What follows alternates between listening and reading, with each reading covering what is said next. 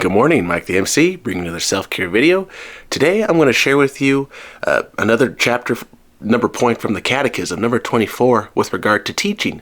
And I think this will be great as far as what teachers should strive for when teaching in the classroom, but also how to work with their students of different backgrounds and variety. And so I think this will be a great topic to discuss. So let's get into this topic.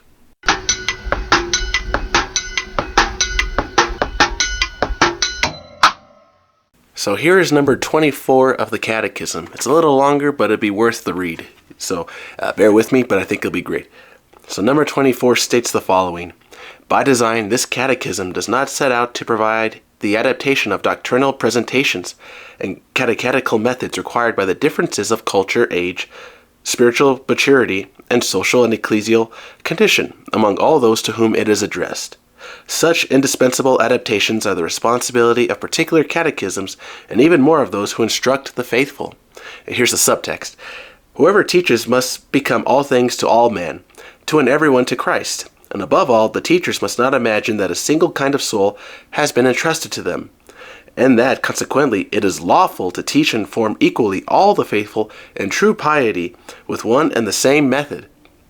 Let them realize that some are in Christ as newborn babes, others as adolescents, and still others as adults in full command of their powers. Those who are called to the ministry of preaching must suit their words to the maturity and understanding of their hearers, as they hand on the teaching of the mysteries of faith and the rules of moral conduct.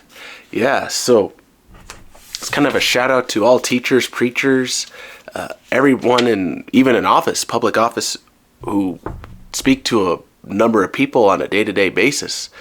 This is a very important teaching as far as knowing who your audience is, who the people are that you're talking to, because for some, you may lose, it just may fly over their head. They don't know what you're talking about as far as the message you're trying to share with others. So, like for example, from my videos to the people on this audience, if I could keep in mind that, okay, not everyone is my age as a young adult. We got people probably older than me that are listening, or even younger. And to keep in mind that, okay, these different age differences, even different cultures and backgrounds, if you're not Catholic, right, I got to keep all this in mind to remember, okay, if you come across my videos, how can I teach effectively for just a variety of people as best I can in the short time I got? And so as a teacher, you got to consider that as far as your time, the message, how you're going to share that with others. And are you a jokester? Can you joke with your kids, the people in your classroom? Can you relate to them? And to me, that relates to a very important word of culture. If you are cultured, you should know the movies, the jokes, the actors, celebrities, athletes, pretty much anyone who's famous in the current time, even in the past as well. And you could connect with your students and say, make a joke like, oh, did you know that so-and-so quarterback was the greatest of all time? And they're like, no, today's greatest of all time, the GOAT, as we call him, teach, is this and this. And you have a dialogue.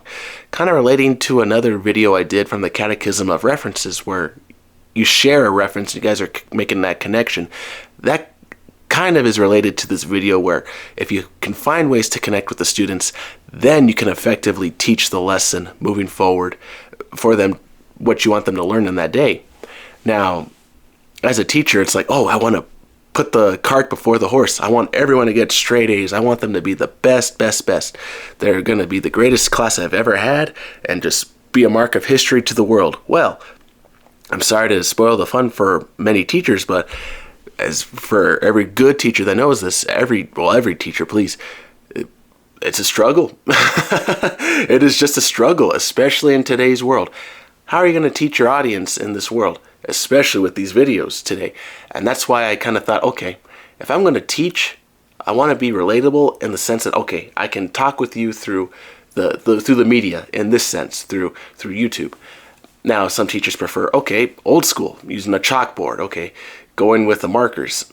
All right, how effective will that last and that take you? Okay, all right, there's some want to rotate the desk to where, okay, it's kind of like the campfire idea. Everyone's in the circle and you're all sharing is something that may work for like reading a book when you're all sharing like in a group session. We call that in social work, okay? But when one person's taking their time, okay, we're politeful and so.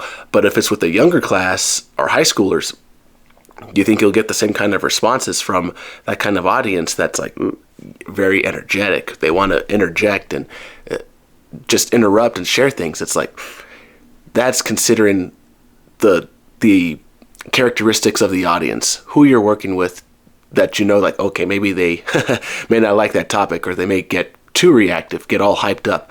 And so as far as teaching, I would share with you, if you know how to tone down some of the excitement to where you can then teach the lesson, that's a key point. For example, so I was sharing with my class yesterday something about the angels. And so I relate that to football in a kind of a moderate kind of setting, to where, oh, the upsets. And then that's where I taught the lesson. So where I kind of give the idea, okay, we're looking for an upset, and now let me teach my lesson. So when you kind of give that subliminal idea right beforehand, like a hint, to me, that's how I teach and give an effective lesson.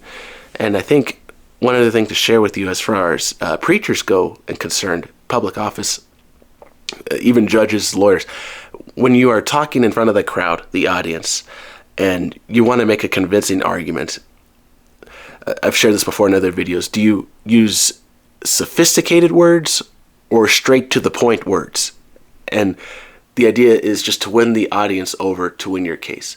And I think as far as influence, building the influence and attraction and the power from what you're saying, that will win your case as far as you being effective as a teacher, having a clear message for the people who you're trying to win the argument for or against in the case. And if you're able to help your defendant or whoever in the case share their story to the public from their perspective as best as possible, kind of with that moderate setting, that moderate tone, that will be cool. That'll be effective. And so as far as me as a counselor, I try to teach these videos as simple as I can, try to make them short. And so I know as I come down to the wire now with the time, the big message I just want to share with you is basically, teachers, always remember everyone has a different background.